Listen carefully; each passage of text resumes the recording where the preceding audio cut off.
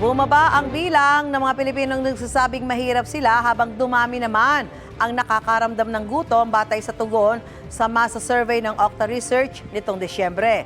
May unang balita live si Jomar Apresto. Jomar? Susan, good morning. Mula sa 54%, bumaba sa 37% ang mga Pilipino na nagsasabing mahirap sila batay sa survey ng Octa Research. Pero sa kabila nito, mula 11% tumaas sa 16% ang nagsabi na nakakaramdam pa rin sila ng kagutuman. Madaling araw pa lang, bukas na ang maliit na kainan na ito sa UN Avenue sa Maynila. Ang tindera, si Juliet Aparil, 57 years old.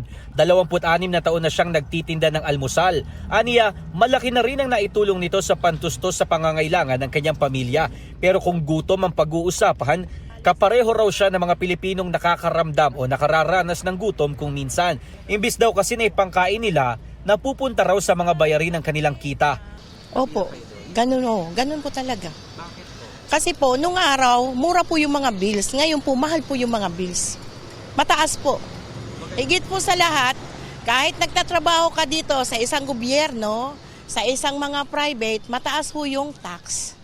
Ang 54 na taong gulang na si Danilo, mahigit 8 taon na raw maintenance crew sa isang construction company. Bumuti naman daw ang antas ng kanyang buhay. Kasi may trabaho. Kung wala mga trabaho, ngayon siguro napansin ko sir na medyo gumaganda yung ano ngayon.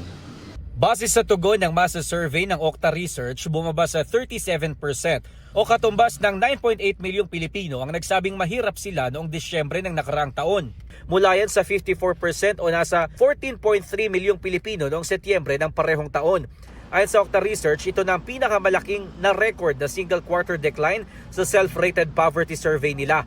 Sa self-rated hunger naman, tumaas ang bilang ng mga nagsabing nagugutom sila. Nasa 4.2 milyong pamilya nitong Disyembre kumpara sa 2.9 milyong pamilya noong Setyembre. Isinagawa ang survey noong December 3 hanggang 11, 2025 sa 1,200 respondents. Meron itong plus-minus 3% margin of error.